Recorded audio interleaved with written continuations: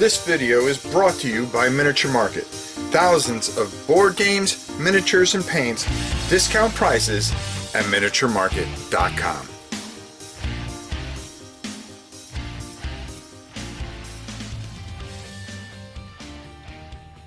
Hello everybody, it's your old pal Rob. Now the other day we decided to take a look at a book I just got in, and I wanted to try it out before I really did a review. And over the last night and day or so, I've played a whole bunch of battles with the brand new Stargrave.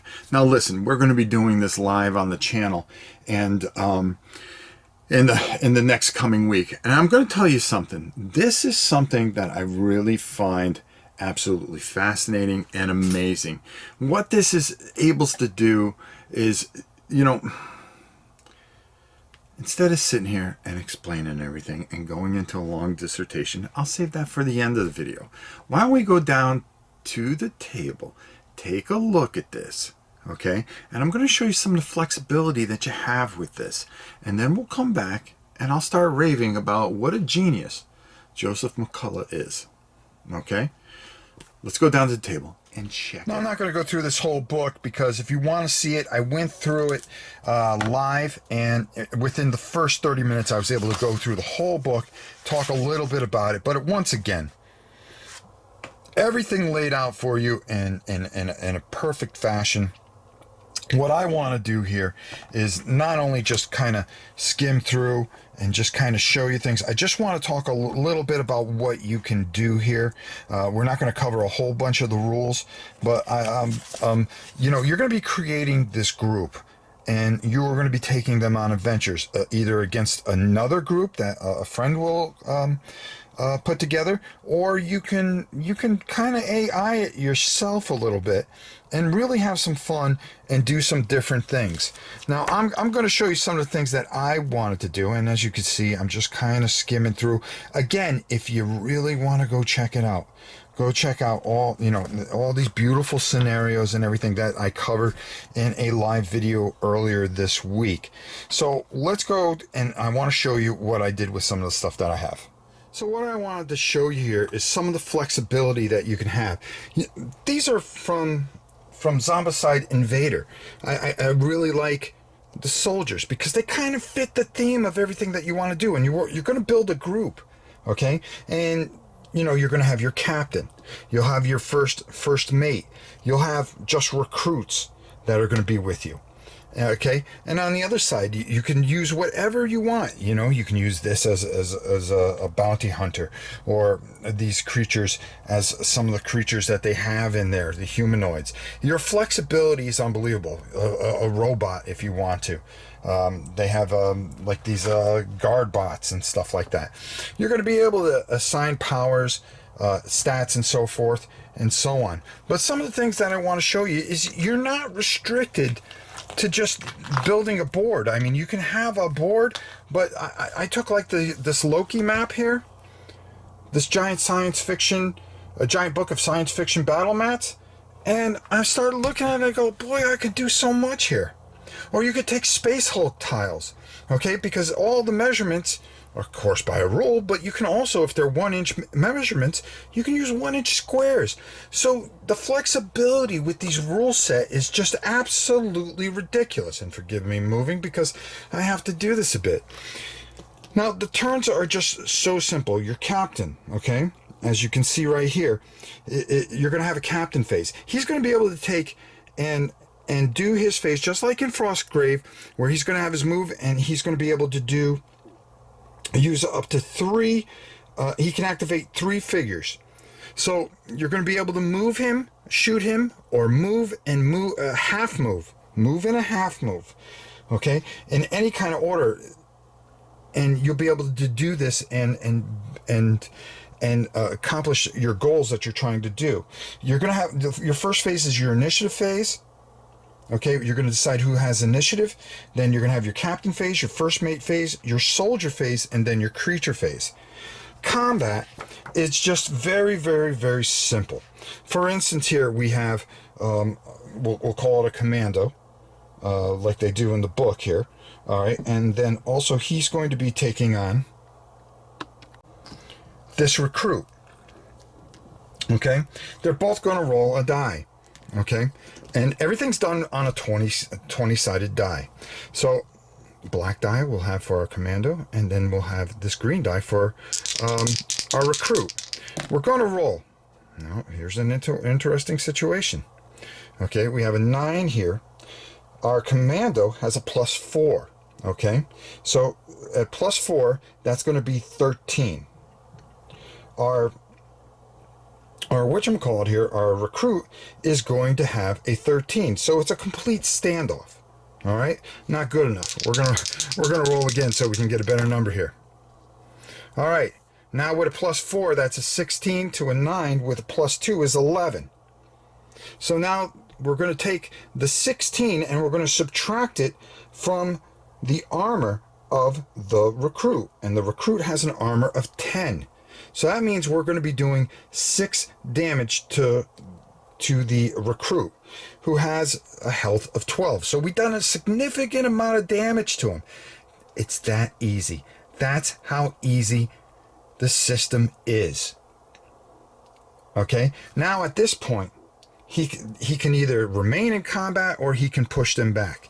And shooting becomes the same with the same different modifiers, because there's different modifiers for shooting.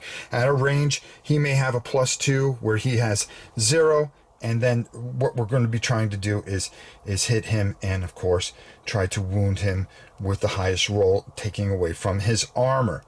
It's as simple as that. It's such a simple and innovative system.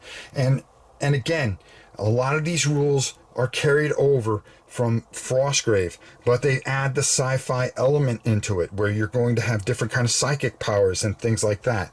The possibilities with this is endless. And like I said, I'm not going to go over every rule, but I wanted to give you a nice feel that you can use just about anything, whether it's figures from Zombicide. I have an old space game called Vor I'm going to be using figures from. You can even use some of the maps from a game called Core Space, which I have, which I'll show you right here. Core Space. And with all the robots and everything in there, and all the special figures that come in there, you can actually use those. Anything is possible with Stargrave. And I'm telling you, you're going to want to go out and get this. This is a fantastic rule set, which opens the possibilities and the sandbox ways to just do just about anything. You're going to be able to level your characters up. You're going to be able to do so much with them, and it's just absolutely fantastic. Let's go up top and let me rave a bit about Stargrave.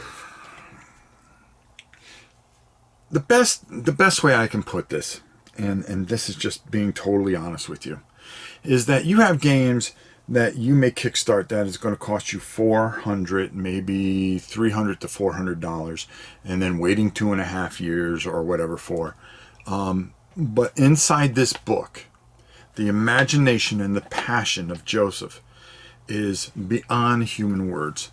Osprey Games really gives you the opportunity to take, if you are a miniature gamer like myself, or maybe you're a board gamer that likes some miniature games, and it gives you the flexibility to take some of the stuff that you have, maybe a game that you're tired of, and breathes life into those figures. Taking this rule set, the Grave rule set as a whole, what they've done for pirates, for fantasy, and boy, I can't wait for the Red King to come out for Frostgrave, and then to have this in my hands, because I'm a big sci-fi guy, and all the sci-fi figures I have, it has not only inspired me to paint more figures, which I do anyways, I need to, but it takes things that I already have, and it opens up and builds a new world for me. What Joseph has been able to do here in the science fiction world is give you this beautiful story and apply his rule set into a science fiction theme. And it does it so beautifully because, as you saw down on the thing, I have those Loki mats. I have Space Hulk tiles. I have old Space Hulk tiles, extra tiles. And I don't have to follow the specific campaign the way it is. It gives me the freedom to do whatever I want. It's a giant sandbox. The campaign and everything in here is beautiful. And taking this rule set and being able to apply it to all the things I have is so fantastic. And it's for what? The book costs $35 US. And I'm able to do all these wonderful things.